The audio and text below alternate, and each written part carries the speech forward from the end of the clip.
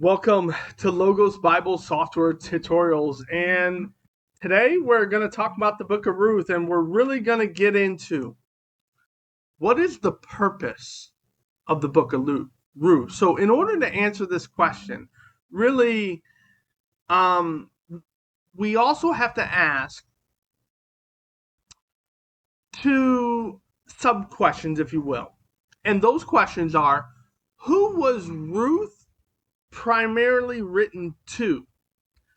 And also when, and the two are tied together, but when was Ruth written?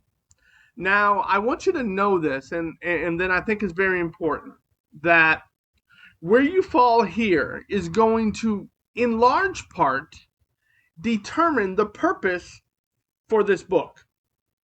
So there are two times and places that the scholars normally go to. It is either a pre-exile book or it's a post-exile book.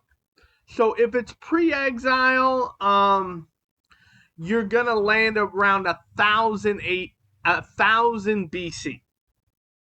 So if that's where you fall, if that's the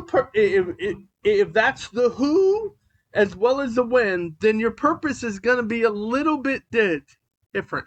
So if you fall there, if you fall around 1000 BC, and you got scholars like Gordon Fee, Hubbard, and then also that the Talmud seem to come to here.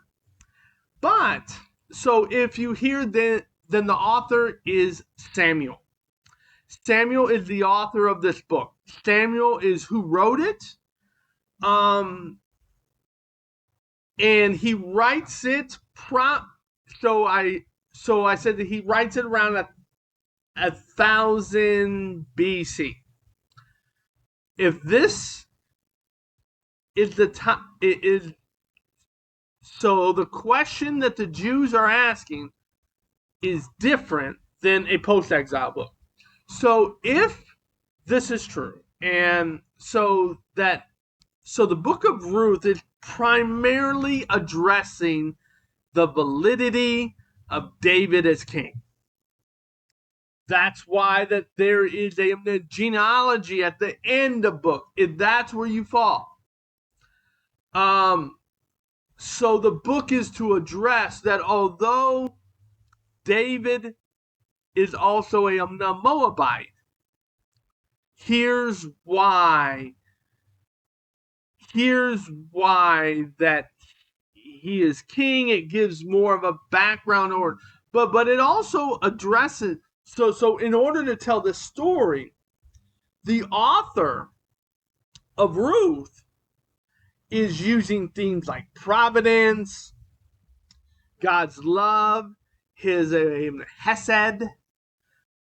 It's weaving in this idea of redemption and restoration, that Boaz, David's grandfather, is the kinsman redeemer. Now, if that's where you fall, then that would be the purpose. But there is another option, and that option is post-exile. So if it's post-exile, so if this book was written primarily to post-exile Jews, then the author would probably either be one of a couple. It could be a Ezra. It could be Nehemiah. And it's probably written somewhere between the ranges of 400 to 200 AD.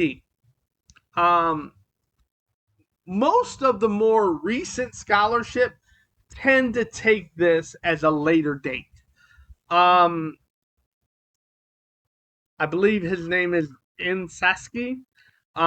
He's the author of the JPS commentary. He favors a late date. Now, if now now the question that the Jews are asking is different than if you are a pre-exile. So the hanging question over everybody, what about God's promises? What is going to happen to God's covenant that he made with David? Because God fulfills all his covenants. Does this now mean that God has forgotten us? What about that promise that God told David that he will have an heir on the throne forever? And so if that is the case,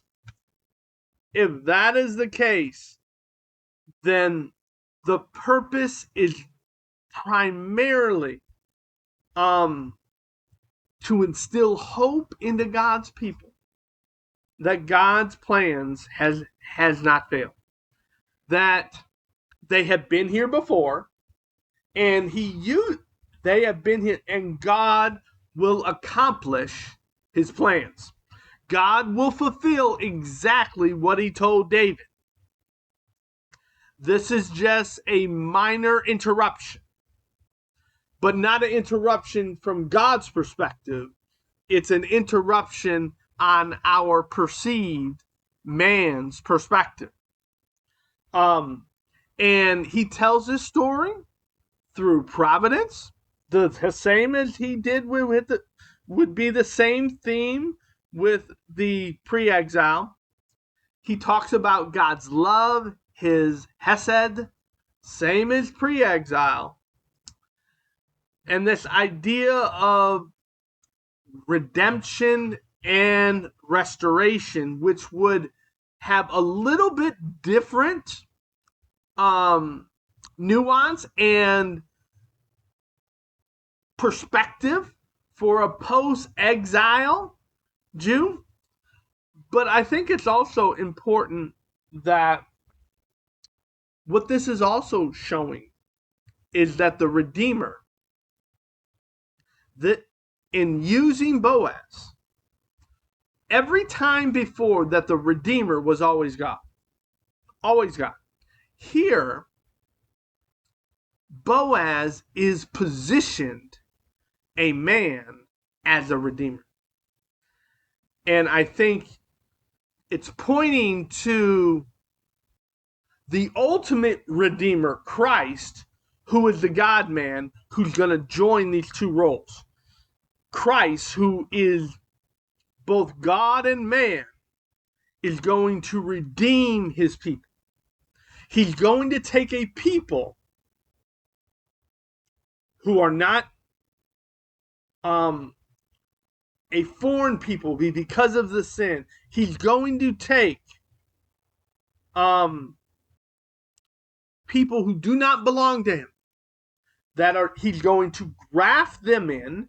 He's going to bring them into his family, and he's going to treat them as one of his own. Now, I fall more into a post-exile because I think that the book points more to a post-exile. So we know this, that Ruth is describing the events at the time of the Judges. Now, Judges occurs around 1300 BC to about 1000 BC. But we also know that the events in the times of Judges are drastically removed. In fact, at the time of Judges, the author has to explain why he has to take off his sandal. So they're vastly disconnected from the time of the Judges at the time of the writing of Ruth. And all of this is why I take more of a post-exile view. And it just lines up very well. Yes, you got Providence. Yes, you got David's lineage. Um, but you also have these other things of redemption and restoration. How Ruth is a Moabite who is not in Israel at all. Um, but but through Boaz, she gets grafted in. This is pointing to the grafting that Christ is going to do for the Gentiles. Ruth is not a Israelite. For all these reasons, I take more of a later date. So the purpose, let me reiterate, the purpose of Ruth is a couple. It's to give hope among the brokenhearted. It's to give hope that regardless, it seems like God has abandoned us. He has not. And it's giving this hope, and it's portraying it through past events. Hey, God has done this before. He did. There was a time where it didn't even look possible that Naomi would have any lineage at all, anything to remember her. And then God just works in providentially. And the thought of the Jews for post-exile, what's going to happen to us?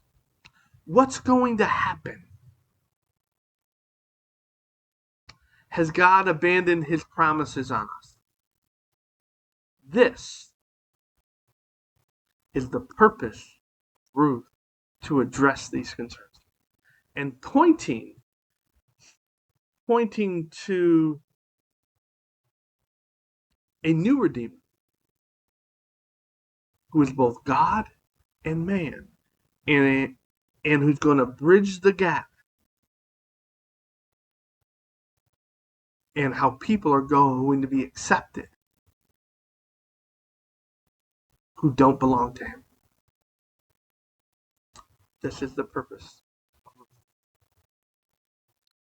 As we dive into this more, where we're going to talk about a variety of things, but this helps us to understand and get a firm understanding of what the Book of Ruth is fundamentally trying to communicate. Have a great day.